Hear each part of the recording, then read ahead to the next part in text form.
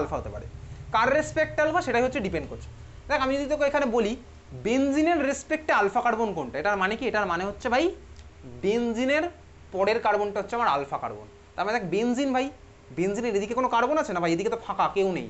বেনজিনের লেগে থাকার সাথে দেখ একটা এইখানে কার্বন লেগে আছে, তাহলে বেনজিনের পরের কার্বনটা হচ্ছে আমার আলফা কার্বন, বুঝলি? এইটা হচ্ছে আমার আলফা কার্বন। এই রেসপেক্টটা পাল্টে যাবে। আমি আজকে যদি তোকে বলি এই ডাবল বন্ডের রেসপেক্টে আলফা কার্বন কোনটা, তখন কিন্তু আর এর রেসপেক্টে আলফা এটা হবে না রে ভাই, এর রেসপেক্টে আলফা হবে ওর পরের কার্বনগুলো, তাহলে এটা হবে আলফা, এটা হবে হচ্ছে আলফা। বুঝতে পেরেছিস? কি না বোঝা গেছে? তাহলে আমার তোর রেসপেক্টে আলফা কি হবে, আমার ঠিক পরে যে আছে সে হচ্ছে আমার আলফা হবে। আমার রেসপেক্টে যে আলফা হবে আর পৃথিবীতে ওখানে যে বসে আছে তার রেসপেক্টে আলফা আমার আলাদা হবে স্বাভাবিকভাবে। আলফা জিনিসটা আমার ভ্যারি করবে। তার মানে কি ইমিডিয়েট পরের যে আমার থাকে সে হচ্ছে আমার আলফা কার্বন। বুঝেছিস? আলফা বিটা গামা ডেল্টা ওরকম চলতেই থাকবে। তাহলে আমি আজ তোকে সিম্পলি বলছি, যদি ধর আমার কাছে ভাই এরকম থাকে সি সি ধর আছে ধর এক্স, ঠিক আছে, আমি তোকে বললাম এক্স এর রেসপেক্টে আলফা কার্বন কোনটা, এক্স এর রেসপেক্টে এটা হচ্ছে আমার আলফা, তারপর হচ্ছে আমার বিটা, তারপর হচ্ছে আমার গামা, এরকম ডেল্টা এরকম চলবে, আলফা বিটা গামা ডেল্টা যা আছে চলতে থাকবে। ঠিক আছে? আমার তোর ভাই আলফা কার্বন চিনলেই না, আলফা আর বিটা চিনলেই না। বুঝা গেছে? তাহলে এক্স এর পরেরটা হচ্ছে আমার কি আলফা। এক্স মানে কোনো হ্যালোজেন ট্যালোজেন না, এই পার্সপেক্টিভটা আমার তোর পাল্টে যাবে। বুঝতে পেরেছিস? আলফা বিটা গামা তুই বুঝেছিস। যাই হোক চল এখানে দেখ ভালো করে দেখবি। এখানে এবার যখনই দেখা গেল ভাই ডাবল বন্ডের সাথে এই গ্রুপগুলো লেগে যাচ্ছে, ভালো করে বুঝবি কিন্তু, ডাবল বন্ডের সাথে দেখ এই গ্রুপটা লেগে আছে ভাই, হ্যাঁ ভাই এটা আমার আলফা কার্বন, এটাকে আমার এটাও ভাই আলফা কার্বন, দেখ এটাও ভাই আমার আলফা কার্বন, এটাও আমার আলফা। কার রেসপেক্টে আলফা? দেখ ডাবল বন্ডের রেসপেক্ট আলফা না, ডাবল বন্ডের রেসপেক্ট আলফা, হ্যাঁ ভাই ডাবল বন্ডের রেসপেক্ট আলফা। বেনজিনের রেসপেক্টও বলতে পারি দেখ ডাবল বন্ডের রেসপেক্ট আলফা। এই যে ভাই এই কার্বনটা আছে ওর পরের কার্বন আলফা কার্বন, এই কার্বনটার পরেরটা দেখ আলফা, এই কার্বনের পরেরটা দেখ আলফা, এই কার্বনের পরেরটা হচ্ছে আমার আলফা। এত অব্দি ক্লিয়ার বুঝেছিস? এত অব্দি ঠিক আছে? আলফা কার্বন আমি চিনতে পারলাম। আচ্ছা এইবারে সেকেন্ড আরও একটা অবজারভেশন কী হলো বলতো, দেখ আমার এই মলিকুলে কোনো রেজোনেন্স হবে বলে তোর মনে হচ্ছে না ভাই? রেজোনেন্স হওয়ার মতন তো কিছুই নেই। না আছে হচ্ছে আমার রিংয়ের সাথে লেগে থাকা অ্যাটমটার কোনো লোন পেয়ার, না আছে হচ্ছে দেখ ওর পরে কোনো পাই বন্ড, তারপরে হচ্ছে আমার ওই লোন পেয়ার যেরকম পড়েছিলাম আগের দিন, প্লাস আর এফেক্ট মাইনাস আর এফেক্ট, সেগুলোর কিছুই আমার তো নেই এখানে। তাহলে দেখ ওরকম রেজোনেন্স হওয়ার এখানে কথা নয়। রেজোনেন্স হওয়া যদি কথা না হয় তাহলে দেখ আমার এই কার্বন আর এই কার্বনের মধ্যে আমার সিঙ্গেল বন্ড ক্যারেক্টারই থাকার কথা, কোনো ডাবল বন্ড ক্যারেক্টারও ডেভেলপ হওয়ার কথাই নয়। রেজোনেন্স হলেই আমি তুই জানি ভাই এদের মধ্যে একটা ডাবল বন্ড ক্যারেক্টার ডেভেলপ হবে। রেজোনেটিং স্ট্রাকচার আমি তুই ভরিয়ে প্র্যাকটিস করেছি, তুই আজকে প্র্যাকটিস করে এসেছিস তাই না? মনে পড়ছে? হ্যাঁ স্বাভাবিকভাবেই এটা। তাহলে দেখ এখানে কোনো রেজোনেন্স হওয়ার চান্স নেই, ওই যে আমি তুই যে কনসেপ্ট পড়েছিলাম। তাহলে দেখ এখানে যদি রেজোনেন্স হওয়ার কোনো চান্স না তাহলে C double bond C character হওয়ার কোনো ডেভেলপ হওয়ার কোনো চান্স নেই। তাহলে আমার সি সিঙ্গেল বন্ড সি এর যা বন্ড লেংথ আমার তো সেটাই পাওয়া উচিত, সি সিঙ্গেল বন্ড সি এর বন্ড লেংথ যা আমার সেটাই পাওয়া উচিত। সি ডাবল বন্ড সি আমার তোর পাওয়া উচিত না স্বাভাবিকভাবে, বুঝতে পারছিস? এটা পাওয়া উচিত, এটা পাওয়া উচিত না। এইবারে ওই তুই দেখবি যখন এক্সরে ডিসকভার হয়েছে, এক্সরে ডিসকভার হয়েছে কত, ওই তো 1911 ওরকম সময় এক্সরে ডিসকভার হয়েছে, রাদারফোর্ডের এক্সপেরিমেন্ট পর, ঠিক আছে? ইলেকট্রন যখন ডিসকভার হয়েছে, ক্যাথোডের টিউব, ওই সময় এক্সরের গল্প। দেখ তখন এক্সরে ডিফ্রাকশন বলে একটা স্টাডি বেরিয়েছিল, এগুলো ফিজিক্সের পার্ট। এক্সরে ডিফ্রাকশন স্টাডি থেকে তুই ভাই বন্ড লেংথ ক্যালকুলেট করতে পারবি, ডিফারেন্ট প্যারামিটার ক্যালকুলেট করা যায়। তখন দেখা গেল কি ভাই এই ধরনের মলিকিউলগুলোতে এই যে এই কার্বন আর এই কার্বনের বন্ড লেংথ কী কী পাওয়া যাচ্ছে বলতো, এদের মাঝামাঝি একটা জায়গায় পাওয়া যাচ্ছে, না পাওয়া যাচ্ছে পুরোপুরি সিঙ্গেল, না পাওয়া যাচ্ছে ডাবল। তার মানে কি এখানেও একটা রেজোনেন্সের মতন ব্যাপার হচ্ছে হয়তো। এবার এই সব জিনিস কিন্তু তোর সিলেবাসে এত ডিটেলসে নেই, তোকে আমি জাস্ট কিছুক্ষণ পরে বলে দেবো এখান থেকে কোন পার্টটা তোর যা লাগবে, তুই এখান থেকে ব্যাপারটা শুধু দেখ আর খাতায় লিখতে থাকলে লিখতে পারিস। তাহলে কী পাওয়া গেলে বলতে এদের মাঝামাঝি কিছুটা পাওয়া যাচ্ছে। মাঝামাঝি মানে কি? তাহলে ভাই এদের মধ্যে একটা রেজোনেন্সের হয়তো কিছু হচ্ছে, যার ফলে আমার partial single bond partial double bond character develop করছে। যেরকম আমি ফেনলের রেজোনেটিং স্ট্রাকচারে দেখেছিলাম, হাইব্রিড স্ট্রাকচারে গিয়ে আমার কী হয়, অক্সিজেন আর কার্বনটার মাঝখানে এটা দেখ আমি একটা সিঙ্গেল বন্ড থাকে আরেকটা আমি ডটের দিই, তার মানে হচ্ছে সিঙ্গেল বন্ড ডাবল বন্ডের মাঝামাঝি। তাহলে সেম ব্যাপার হচ্ছে আমার এখানেও। এখন ব্যাপারটা আমার কী হচ্ছে, চল ব্যাপারটা হচ্ছে এটাই হচ্ছে আমার হাইপার কনজুগেশন। হাইপার কনজুগেশন মানে কি, হাইপার কনজুগেশন কীভাবে কী আসছে দেখ, সেটা একটুখানি কঠিন হয়ে যাবে, সেটা আমি ওই জন্য তোকে বলছি না মলিকুলার অরবিটাল থিওরি দিয়ে, আমি আর সিম্পলি তোকে ব্যাপারটা বলছি কীরকম। চল দেখ ব্যাপারটা সিম্পলি একটু এনজয় কর। ধর তোর কাছে একটা ডাবল বন্ড আছে, একদম সিম্পল ডাবল বন্ড নিলাম, কোনো বেনজিন টেনজিন কিচ্ছু নিচ্ছি না, একদম সিম্পল। আমি প্রথম মলিকুলটাকে সিম্পল ভার্সান আমি তুই নিলাম,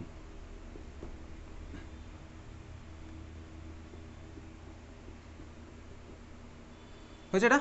দেখ আমি ফার্স্ট মলিকুলের সিম্পল ভার্সান নিয়েছি, তার মানে আমি প্রথম মলিকুলটার ভালো করে দেখা এই CH3, হ্যাঁ ভাই CH3, এই যে CH3 দেখতে পাচ্ছিস, তারপরে দেখি এই কার্বন, এই যে ভাই কার্বনের সাথে একটা ডাবল বন্ড দিয়ে খেলা শেষ করে দিয়েছি। তো আমি এইটুকু পার্ট নিয়েছি, বুঝতে পারছিস তো? আমি ওই বাকি ভাই বেনজিনের অতগুলো ডাবল বন্ড নিইনি, জাস্ট এই পার্টটা আমার তো নিয়েছি। দেখ যেখানে আমার ওখানে দেখ ডাবল বন্ডের রেসপেক্টে আলফা কার্বন ছিল এটা, আমি এখানে তাই হচ্ছে ভাই ডাবল বন্ডের রেসপেক্টে আমার আলফা কার্বন কোনটা হচ্ছে এটা, স্বাভাবিক ভাই বুঝলি? ক্লিয়ার বোঝা গেছে? আলফা কার্বন বোঝা গেছে। আচ্ছা আলফা কার্বন তো বুঝলাম, আলফা হাইড্রোজেন মানে কি? আলফা হাইড্রোজেন মানে হচ্ছে আমার আলফা কার্বনের সাথে লেগে থাকা হাইড্রোজেনকে আমার বলা হচ্ছে আলফা হাইড্রোজেন। ঠিক আছে, আলফা হাইড্রোজেন মানে কি, আলফা কার্বনের সাথে লেগে থাকা হাইড্রোজেনকে বলা হচ্ছে আমার আলফা হাইড্রোজেন। বুঝতে পারছিস, আলফা হাইড্রোজেন মানে কি, আলফা কার্বনের সাথে লেগে থাকা হাইড্রোজেনকে বলা হচ্ছে আমার আলফা হাইড্রোজেন। তাহলে বল এই যে মলিকুলটা আমি তো এখানে এঁকেছি, এখানে আলফা হাইড্রোজেন কটা আছে এই মলিকুলে, আলফা হাইড্রোজেন দেখ ডাবল বন্ডের পরের কার্বনটা আলফা কার্বন, তাহলে এখানে আলফা হাইড্রোজেন কটা আছে, তিনটে, এক্স্যাক্টলি এখানে হচ্ছে আমার তিনখানা আলফা হাইড্রোজেন। এই পার্টগুলো তোর লাগবে হচ্ছে পরীক্ষাতে, তোকে জাস্ট এরকম আলফা হাইড্রোজেনের নাম্বার বার করতে হবে। ঠিক আছে, বার করে এটা কনক্লুশনে পৌঁছাতে হবে। তাহলে এখানে ডাবল বন্ডের পরের কার্বন আলফা কার্বন, তিনখানা আলফা হাইড্রোজেন আছে, বোঝা গেছে, তিনটে আলফা হাইড্রোজেন আমার তোর এর মধ্যে আছে। এইবারে দেখ তাহলে আমি এটার এই ভার্সনটাকে আমি এখানে এঁকেছি, ভালো করে দেখ। এবার কি হয় বেসিক্যালি, এইটা হচ্ছে আমার রেজোনেন্সের পার্ট। এবার দেখ কেন কিভাবে কি আসলো তুই ভাববি। আমরা রেজোনেন্সে মনে আছে সবার ফার্স্টে কী করতে চেষ্টা করতাম বলতো, রিংয়ের মধ্যে ইলেকট্রন পাঠানোর চেষ্টা করতাম না। দেখ এখানেও আমার একই জিনিসই হবে, ভালো করে তাকা। এই যে সি সিঙ্গেল বন্ড সি, এটা হচ্ছে আমার এই মুহূর্তে, এটা সি সিঙ্গেল বন্ড সি, এটা হচ্ছে আমার এই মুহূর্তে এটা, তাই না, স্বাভাবিকভাবে বুঝতেই পারছি। আমার তো এখানে টার্গেট থাকবে একই, কোন টার্গেট থাকবে, আমি রিংয়ের মধ্যে ইলেকট্রন পাঠানোর চেষ্টা করবো। তার মানে এই কার্বন চেষ্টা করবে কি বলতো, রিংয়ের মধ্যে ইলেকট্রন পাঠিয়ে দেওয়ার। রিংয়ের মধ্যে ইলেকট্রন যদি পাঠিয়ে দিতে চায় তাহলে দেখ এই কার্বন এই জন্য এবার আলফা হাইড্রোজেনের উপর কোপটা ফেলবে। এই রেজোনেন্সকেই বলে হচ্ছে আমার হাইপার কনজুগেশন। ভালো করে দেখ, এই যে আলফা কার্বন এই হাইড্রোজেনের উপরে কোপটা ফেলবে, তার মানে কি, এই দেখ ভালো করে দেখবি, এই সিএইচ বন্ডের দুখানা ইলেকট্রন, ভালো করে তাকা, এই সিএইচ বন্ডের দুখানা ইলেকট্রন কার্বন কি করছে, এই সিএইচ বন্ডের দুখানা ইলেকট্রনকে পাঠিয়ে দিলে এই পাশের কার্বনের কাছে, এই সিএইচ বন্ডের দুখানা ইলেকট্রনকে পাঠিয়ে দিলে পাশের কার্বনের কাছে। কেন পাঠিয়েছে, কারণ আছে, তুই ভাব। এই কার্বনগুলো আমার কি হাইব্রিডেশন, sp2 হাইব্রিডেশন। sp2 মানে হচ্ছে এদের ইলেকট্রোনেগেটিভিটি বেশি, স্বাভাবিকভাবেই sp2 মানে ইলেকট্রোনেগেটিভিটি যদি বেশি হয় তাহলে এই কার্বন স্বাভাবিকভাবে এই কার্বনের কাছে ইলেকট্রন টানবে। এই কার্বন দেখছে কি ভাই, যদি আমার রিংয়ের মধ্যে ইলেকট্রন রেজোনেন্সে পাঠাতে পারে তাহলে সিস্টেমের স্টেবিলিটি আমার একটা লাভ আছে। তাহলে এই কার্বন ওই জন্য কী করছে, এখানে হাইড্রোজেনগুলোকে বাধ্য করছে কি বলতো, সিএইচ বন্ডের ইলেকট্রনকে এখানে পাঠাতে। তার মানে কি, দেখ সিএইচ বন্ডের ইলেকট্রন চলে গেল হচ্ছে আমার এই পাশের কার্বনের কাছে। স্বাভাবিকভাবেই এই পাশের কার্বনের কাছে যদি ইলেকট্রন যায়, এ তো আর পাঁচখানা বন্ড ধরে রাখতে পারবে না, একে আমার এদিক থেকে এটা পাঠিয়ে দেওয়া হচ্ছে পাশের কার্বনের কাছে। এক্স্যাক্টলি এই জিনিসটা আমি তো এর আগে রেজোনেন্সে করতাম, এক্স্যাক্টলি এই জিনিসটা আমি তো এর আগে রেজোনেন্সে করেছি, সেখানে আমি তোকে একটা শর্টে ভার্সনটা দেখালাম। তাহলে দেখ এখান থেকে আমার কী হলো, ভালো করে দেখি ছবিটা দেখতে থাকি। তাহলে দেখ এখান থেকে আমি যে স্ট্রাকচারটা পাচ্ছি কী হচ্ছে, এই কার্বনের সাথে দুখানা লেগে থাকা হাইড্রোজেন অ্যাজ ইট ইজ আমার ইনট্যাক্ট থাকলো। এই কার্বনের সাথে ভাব, এই যে এই হাইড্রোজেন তো বাধ্য হয়েছে ইলেকট্রনটা ছেড়ে দিতে, হাইড্রোজেন বাধ্য হলে ইলেকট্রনটা ছেড়ে দিতে, তাহলে হাইড্রোজেনের মধ্যে হবে প্লাস চার্জ, আর এইচসি বন্ডের দুখানা ইলেকট্রন চলে যাবে হচ্ছে এখানে। তাহলে কী হলো, এই বন্ডটা আমার আগেও ছিল, তাহলে এর সাথে আমার একটা নতুন বন্ড ফর্ম হলো। এত অব্দি ক্লিয়ার, বুঝেছিস? আর দেখ সিএইচ আমার ছিল আছে থাকবে, সিএইচের সাথে এদিকে ডাবল বন্ড ছিল, এখন কি আর থাকবে না ভাই, থাকবে না। আর ওদিকে আমার CH2 মাথায় কী হবে, ডেভেলপ হবে মাইনাস চার্জ। এত অব্দি ক্লিয়ার? তাহলে এইটাকে আমার কী বলে বলতো, এটাকে বলে হচ্ছে আমার হাইপার কনজুগেটিভ স্ট্রাকচার। এই যে ভাই এখানে যে রেজোনেন্সটা করলাম এটাকেই বলে হচ্ছে আমার হাইপার কনজুগেশন, এটাকে আমার কী বলে, হাইপার কনজুগেটিভ স্ট্রাকচার। আর এই যেটা রেজোনেন্সের মতন করলাম এটাকে বলে আমার হচ্ছে হাইপার কনজুগেশন। ঠিক আছে, এটাকে আমরা বলি কি, হাইপার কনজুগেশন। এইসব অ্যারোটারোর মানে কি আমি তুই জানি অলরেডি। এটা আমার এই ভার্সনে ফিরে আসবে স্বাভাবিকভাবে, এটা আমার এই ভার্সনে ফিরে আসবে, বুঝতে পেরেছিস? এটা আমার এই ভার্সনে ফিরে আসবে। এরকম কিন্তু না যে H+ আমার সিস্টেম ছেড়ে বেরিয়ে চলে গেল বা অ্যাসিড হিসেবে কাজ করছে, সেটা কিন্তু আমার নয়। এটা আমার জাস্ট ইলেকট্রন ক্লাউড এরকম শিফট হবে, অর্থাৎ এই ভার্সনে ফিরে চলে আসবে, বুঝতে পেরেছিস? তাহলে এটা হচ্ছে আমার কি, হাইপার কনজুগেটিভ স্ট্রাকচার। এত অব্দি ক্লিয়ার, বোঝা গেল? ঠিক আছে, তাহলে দেখ আমি ভাই একখানা আলফা হাইড্রোজেনের জন্য একখানা হাইপার কনজুগেটিভ স্ট্রাকচার রাখলাম, আরও একখানা আলফা হাইড্রোজেনের জন্য আরও একখানা হাইপার কনজুগেটিভ স্ট্রাকচার পাবো, আরও একখানার জন্য আরও একখানা আমি হাইপার কনজুগেটিভ স্ট্রাকচার পাবো। যত বেশি আমি হাইপার কনজুগেটিভ স্ট্রাকচার পাচ্ছি তার মানে আমার কী হচ্ছে, তত বেশি বেশি আমার রেজোনেন্স হচ্ছে, তত বেশি বেশি রেজোনেন্স হচ্ছে, তত বেশি বেশি আমার ইলেকট্রন ডিলোকালাইজ হচ্ছে, তত বেশি বেশি আমার সিস্টেম স্টেবিলাইজ হচ্ছে। তার মানে কি বলতো, আমার যতগুলো আলফা হাইড্রোজেন থাকে আমি ততগুলো হাইপার কনজুগেটিভ স্ট্রাকচার পাই। আমার দেখ আমি একটার রেসপেক্টে এই স্ট্রাকচারটা এঁকেছি, এটার রেসপেক্টে আঁকলে আমার একই হবে স্ট্রাকচারটা, তাই আমি আরেকটা তখন হাইপার কনজুগেটিভ স্ট্রাকচার পাবো, আরেকটা পাবো মানে কি ভাই, এই স্ট্রাকচারের নাম্বার বাড়তে থাকবে, বুঝতে পেরেছিস তো?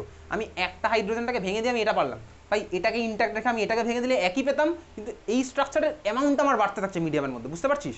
আমি যদি এটাকে ভেঙে দিয়ে করি তাহলে আমি এই স্ট্রাকচার অ্যামাউন্ট আমি আরও পাবো। তার মানে কি, লিখে রাখ, লেখ নাম্বার অফ আলফা, বল। ওটাই বলছি, লেখ more number of alpha hydrogen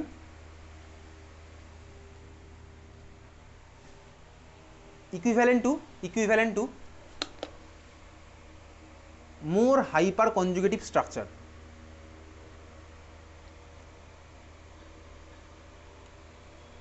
more hyper conjugative structure, ঠিক আছে? More hyper conjugative structure directly proportional to sign দে দিয়ে লেখ more stability more stability more stability more stability. তাহলে যত আমার ভাই আলফা হাইড্রোজেন বেশি থাকবে কার রেসপেক্টে, ডাবল বন্ডের রেসপেক্টে স্বাভাবিকভাবেই, তত আমি হাইপার কনজুগেটিভ স্ট্রাকচার পাবো বেশি। যত আমি হাইপার কনজুগেটিভ স্ট্রাকচার বেশি পাবো তত হচ্ছে আমার সিস্টেমের স্টেবিলিটি বাড়তে থাকবে। এত অব্দি ক্লিয়ার বুঝেছিস? তাহলে এই হচ্ছে আমার হাইপার কনজুগেশনের খেলা। এবার হাইপার কনজুগেশন বুঝতে পেরেছিস? তাহলে এই হচ্ছে আমার হাইপার কনজুগেশন। তোকে এবার কী করতে হবে পরীক্ষাতে, বলছি কী করতে হবে তোকে, যা সেরকম আলফা হাইড্রোজেন বার করে বলতে হবে কটা আমার হাইপার কনজুগেটিভ স্ট্রাকচার হচ্ছে। এটা আমি মুছে দিলাম। তাহলে যতগুলো আলফা হাইড্রোজেন, আমার কাজ কী হবে বলতে আলফা হাইড্রোজেন খুঁজে বার করা, আর কিচ্ছু না। দেখ তাহলে এবার বার করি, দেখ ফার্স্ট মলিকুলে আমার আলফা হাইড্রোজেন কটা আছে বলে ফেল। ফার্স্ট মলিকুলে আলফা হাইড্রোজেন কটা আছে বল। ফার্স্ট মলিকুল কটা আছে আলফা হাইড্রোজেন? 3খানা আলফা হাইড্রোজেন। চল সেকেন্ড মলিকুলে আলফা হাইড্রোজেন কটা আছে বল? 2টো। তারপর এটাতে কটা আছে? 1টা। তারপর এটাতে কটা আছে? 0টা নেই। তার মানে কি হলো বলতো, আমি ফার্স্টেরটা থেকে 3খানা হাইপার কনজুগেটিভ স্ট্রাকচার পাবো। তারপর কমতে থাকছে আমার, দেখ আমার যদি ফার্স্টে 3খানা হাইপার কনজুগেটিভ স্ট্রাকচার পাই, এইমাত্র আমি তো হাইপার কনজুগেটিভ স্ট্রাকচারগুলো লিখেছিলাম। দেখ রিংয়ের মধ্যে আমার ইলেকট্রন ডেন্সিটি বাড়বে। তাহলে ফার্স্ট কেসে হাইপার কনজুগেশনের জন্য রিংয়ের মধ্যে ইলেকট্রন ডেন্সিটি অনেক বেশি বাড়বে, কারণ আমি 3খানা স্ট্রাকচার পাচ্ছি, এখানে 2খানা হবে, আস্তে আস্তে কমতে থাকছে। তার মানে বুঝতে পারলি প্রথমটায় আমার কী হলো বলতো, রিংয়ের মধ্যে ইলেকট্রন ডেন্সিটি আমার বেশি, ওই জন্য গ্রেটার দেন সাইন আমার এইটা হচ্ছে আমার কিন্তু অ্যাকচুয়ালি এসছে। বোঝা গেল? তাহলে যখনই আমার ওই গ্রুপগুলো ডাবল বন্ডের সাথে লেগে যাবে তখন আমার হাইপার কনজুগেশন এফেক্টে চলে আসছে। তোকে এত চাপ নিতে হবে না, তোকে ইনফ্যাক্ট হাইপার কনজুগেশনে কী কোশ্চেন আসবে সেই পার্টে এবার আমি আসছে। এতদিন বোঝা গেছে? তাহলে আমি ভাই স্টেবিলিটি কীভাবে বার করতে পারবো, যত বেশি আমার এরকম হবে হাইপার কনজুগেশন তত আমার সিস্টেমের স্টেবিলিটি বাড়বে। এনিওয়েজ হাইপার কনজুগেশনের আরেকটা নাম আছে, লিখে রাখ হাইপার কনজুগেশন আরেকটা নাম লিখ, no bond resonance. Hyperconjugation আরেকটা নাম কি? No bond resonance. No bond resonance. No bond resonance মানে কি?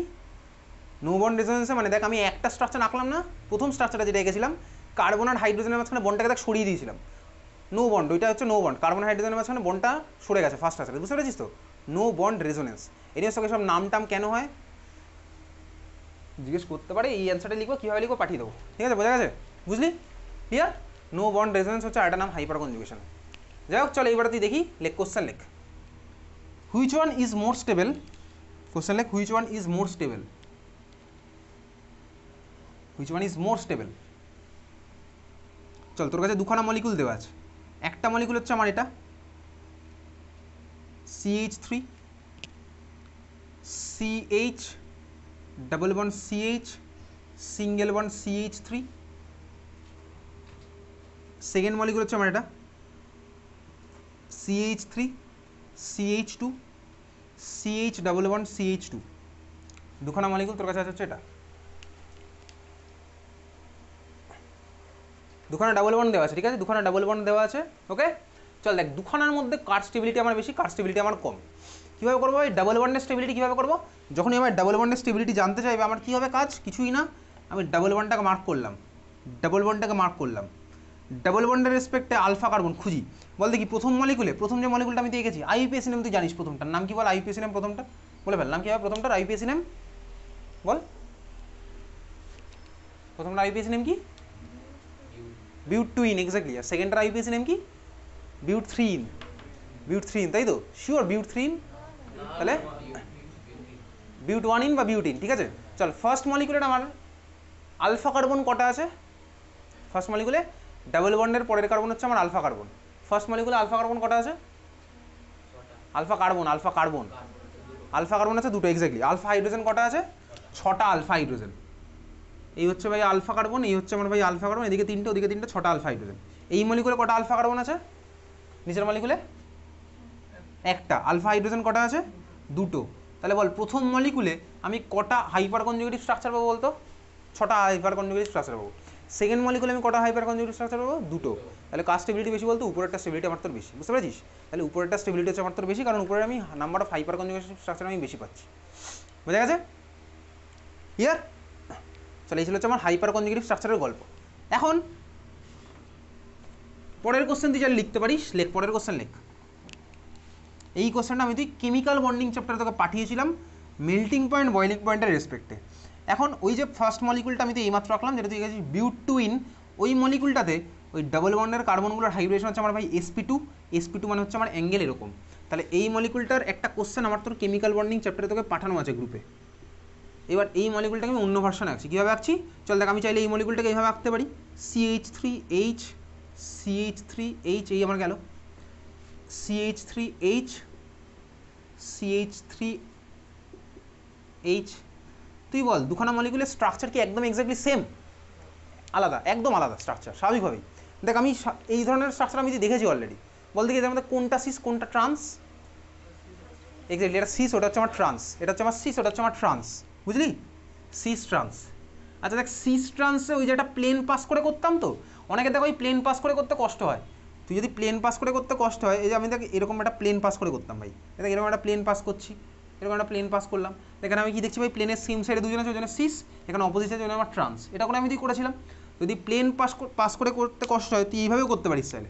তুই দেখবি ভাই যাদের মধ্যে তুই কম্পেয়ার করছিস তারা যেখানে আমার কম ডিস্টেন্সে থাকে, তার আমি এই দুখানা হাইড্রোজেনের মধ্যে কম্পেয়ার করছি। এখানে দেখ আমার এদের মধ্যে ডিস্টেন্স, তুই বল দেখ এখানে তো এবার পিওর ম্যাথামেটিক্স, এখানে কিন্তু আমার এদের মধ্যে গেছে ডিস্টেন্স বেড়ে, যেখানে আমার ডিস্টেন্স কম থাকে সেটা হচ্ছে আমার সিস, যেখানে ডিস্টেন্স বেশি থাকে ওটা হচ্ছে আমার ট্রান্স। এইভাবে তুই চাইলে মনে রাখতে পারিস। এবার তুই ম্যাথ ফ্যাথ করবি নাকি নর্মাল, তো দেখেও বোঝা যায় সিস ট্রান্স, ঠিক আছে? যেখানে আমার ডিস্টেন্স কম সেটা হচ্ছে আমাদের বেসিক্যালি সিস। তুই দেখবি সিস ট্রান্স বার করে দেখবি প্রত্যেকটা আমার তাই হবে, সিসে আমার হবে হচ্ছে দুখানার মধ্যে ডিস্টেন্সটা কম, আর ট্রান্সে দেখবি আমার দুখানার মধ্যে ডিস্টেন্স বেড়ে যাবে, ঠিক আছে? এটা এইভাবে তুই সিস ট্রান্স করতে পারিস চাইলে। ক্লিয়ার, বোঝা গেছে? দেখো ওটা তো এটা তো ম্যাথের ক্যালকুলেশন ভাই, এখান থেকে এতটা যা ডিস্টেন্স হবে স্বাভাবিকভাবে এই ডিস্টেন্স সব থেকে বেশি, যাই হোক চলো ওই পাটা আমি তুই যাবো না, এই ডিস্টেন্সের থেকে বেটার হচ্ছে আমার তোর নর্মাল ভাই ছবি দিয়ে করা সিস ট্রান্স। ক্লিয়ার? আচ্ছা এইবারে দেখ দুটোর মধ্যে প্রশ্ন হচ্ছে, তাহলে তুই বল এ স্টেবিলিটি বেশি না ও স্টেবিলিটি বেশি? কার স্টেবিলিটি এখন বেশি? তুই কীভাবে বলবি, বলতে পারবি কার স্টেবিলিটি বেশি? এটা কি তোর বলার পসিবল কার স্টেবিলিটি বেশি? আমি তো হাইপার কনজুগেটিভ আছে দুখানা দিয়ে সেম সেমই পাবো। এখানেও দেখ আমার আলফা হাইড্রোজেন কটা হবে, ছখানা, ওখানে আমার ছটাই আছে, কারণ ডাবল বন্ড এখানেও সেম ভাই, সেমই মলিকুল, এটাও সি ডাবল বন্ড সি, এটাও সি ডাবল বন্ড সি, এখানেও আমার দেখ আলফা হাইড্রোজেন, আলফা কার্বন ছটা আলফা হাইড্রোজেন, আলফা কার্বন ছটা আলফা হাইড্রোজেন, তাহলে কার স্টেবিলিটি আমার তোর এখানে বেশি, বুঝতে পেরেছিস? কার স্টেবিলিটি বেশি। এবার কীভাবে করবো ভালো করে দেখ, একটা নতুন এফেক্ট আমি তুই বেসিক্যালি পড়ছি, ভালো করে দেখবি। দেখ এই যে ভাই এই কার্বনগুলো আছে, এই কার্বনগুলো এরা তো আমার sp3 হাইব্রিডাইজড কার্বন, এই কার্বনগুলো দেখ আমি যদি sp3 হয় তাহলে ভাই দেখ এই কার্বনগুলোকে আমি এইভাবে খুলে আঁকতে পারি না চাইলে, এই যে sp3 তে যেভাবে আঁকতাম, এটা হচ্ছে আমার বেসিক্যালি sp3, ঠিক আছে?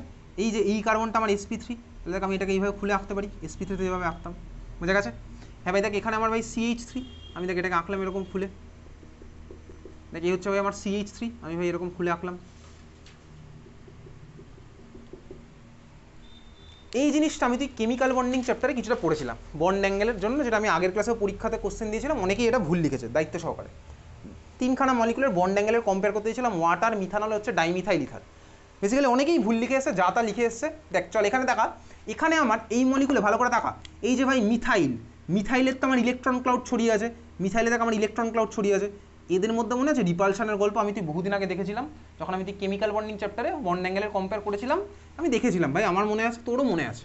এখানেও দেখ একইভাবে দেখ মিথাইল এখানে আছে, কিন্তু আরেকটা মিথাইল দেখ আমার পুরো অপোজিট দিকে ছড়িয়ে আছে, তাহলে বল দেখি কোথায় আমার রিপালশন হচ্ছে দুখানা মিথাইলের মধ্যে? স্বাভাবিকভাবেই সিসটাতে আমার রিপালশন হচ্ছে দুখানা মিথাইলের মধ্যে, ট্রান্সে দেখ আমার ওই রিপালশনের গল্পই নেই। এই ধরনের রিপালশনকে আমার কী বলে বলতো, steric repulsion, steric repulsion. Steric repulsion টার্মটা আমি লিখেছিলাম না খাতার মধ্যে, কেমিক্যাল বন্ডিং চ্যাপ্টারে দেখবি স্টেরিক রিপালশন লেখা আছে, repulsion between two bulky atoms, bulky group লেখা আছে খাতার মধ্যে। চলে দেখি কেমিক্যাল বন্ডিং বার কর। কেমিক্যাল বন্ডিংয়ে যে ক্লাসে আমি তুই বন্ড অ্যাঙ্গেল পড়েছিলাম, বন্ড অ্যাঙ্গেলে কার কার মধ্যে কম্প্যারিজন পড়েছিলাম, H2O মিথানল আর ডাইইথাইল ইথার বার কর দেখি, H2O মিথানল আর ডাইমিথাইল ইথার বার কর দেখি কেমিক্যাল বন্ডিংয়ে, প্রতিটা খাতায় আনতে বলেছিলাম, এখানে কোন ডেট আমি বলে দিচ্ছি চাইলে।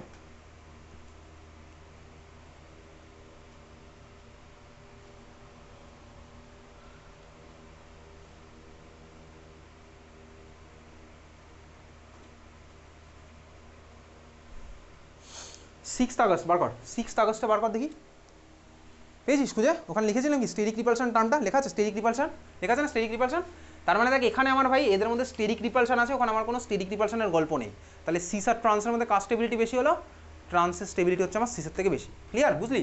তাহলে ট্রান্সের স্টেবিলিটি হচ্ছে আমার সিসের থেকে বেশি, তাহলে লিখে রাখতে পারিস নোট বলে, stability of trans alkene is more than cis alkene, stability of trans alkene is more than cis alkyne.